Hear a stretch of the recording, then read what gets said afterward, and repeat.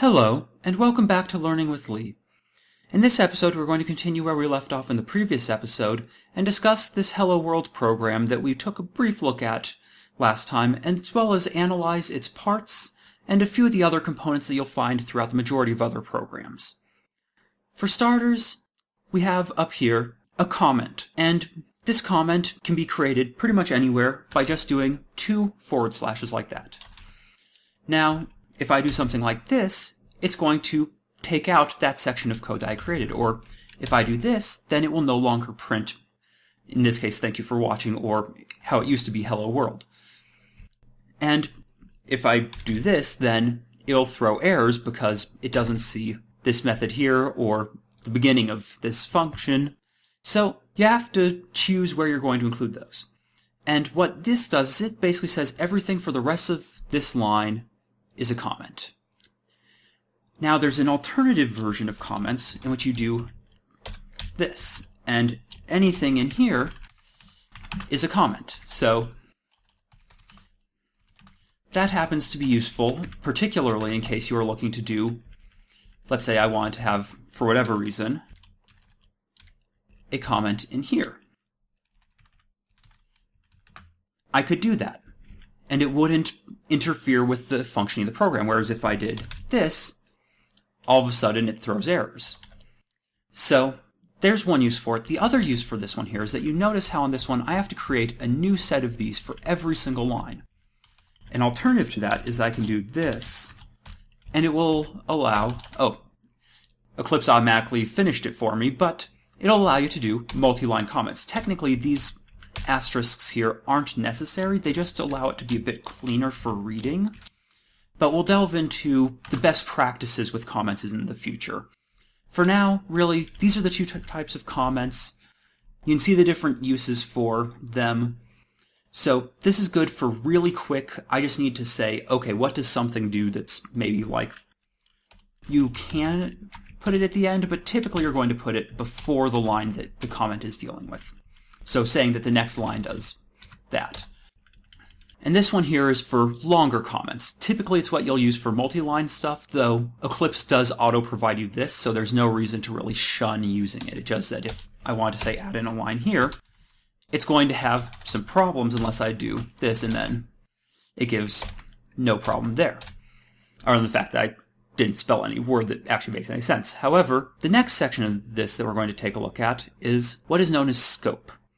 And scope is what is created by these pair of curly brackets or braces if you want to use the proper term for them. And you can create scope pretty much anywhere. So I can have scope here, I can have further scope within this scope, even though there's nothing else in this outer layer of scope. And what scope is used for is it allows me to create something such as this variable j in here. However, I can only use it within that scope. So anything outside of there can't actually use that variable j. I can't use it here. If I copy it, move it down to here, once again, it's going to give me this error of symbol j cannot be resolved, saying that Eclipse could not find where j was created, because it doesn't exist at this level of scope.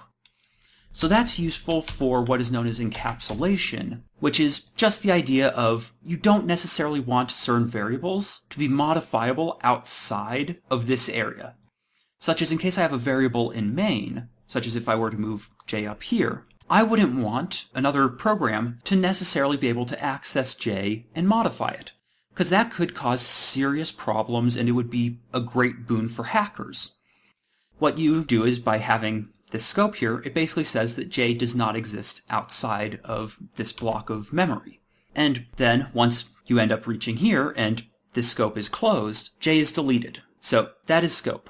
And scope, you'll see this used in several different places, but the main spot that we're going to focus here is this main method. And any other methods or functions follow the same general pattern.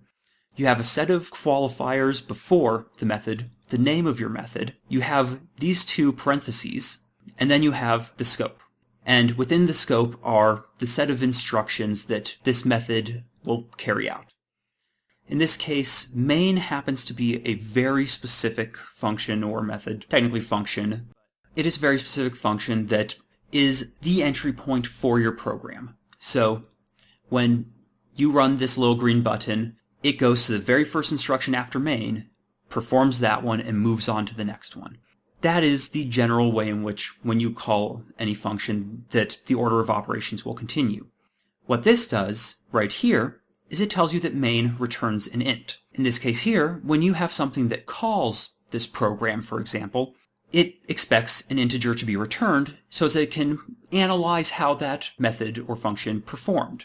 In this case here, it returns 0, which is a general indicator for success in a main function. If you want to, you could have something like, if you encounter some error, then you might return 1. However, the exact handling of errors we'll get into in the future, as well as the best practices involving that. It's definitely an option for how you do this, but for now, having main and having it return 0 is perfectly fine and an acceptable option for this. Now that we've looked at this main method, the scope, and comments, we're going to move on to this line here. Anything with this hashtag in front of it means that it's a preprocessor directive. These are things that don't occur at runtime, and there's several stages to a program. There is the initial stage when you're writing it here. Then there's the compile stage or build stage, which is when we click on the hammer. That's when you'll encounter certain errors. Then certain other errors and the like, you'll encounter at runtime, which is after you've clicked this green button and it's going through and processing things. And preprocessor directives aren't handled by the CPU at runtime like these instructions are. They are handled at build time. So this is telling it to go out and grab the header file for IOStream, which happens to be a system library that allows you to do things such as outputting text. And it's a necessity to do this, and there's a whole bunch of libraries out there, and we'll be getting into them in the future, but that is the major thing there. Now, namespaces are something specific for C++. There are equivalents in Java, equivalents in C#, and we'll get into those in the future. However, what this does is allows you to basically say that I'm going to group this set of code within a particular namespace.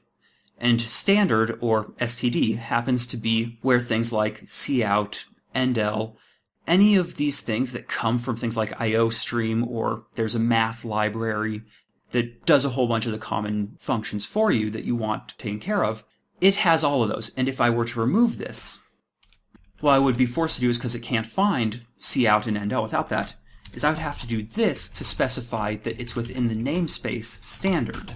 And we'll be dealing more with namespaces, how they're used, and the like in the future, but that's really all that you need to understand with it for now, is that in general you're just going to be using namespace standard, and these are going to be valuable to do that, and it cleans up your code a lot. The next portion that we're going to take a look at, we already briefly touched on the fact that because this is an int, we have this return statement saying that, okay, we're going to return some integer here. Now, what is an integer? I've used it here, used it here. An integer just is a number that cannot have any decimal values after it. So if I did 0.5, that's going to give me an error because that's not, well, actually it's not going to give me an error because this is C++. If we were using C# or if we were using Java, it would at least give us a warning. However, in this case here, because it's an integer, this 0.5 will actually get turned into, if I do, let's say, cout j, so as I output that, so build it, there's that, run it, note how it's now 0. That is because it cannot handle fractions. Integers only work in case they are a whole number. So it can be 1, I can build it, run it, get 1. It can be negative.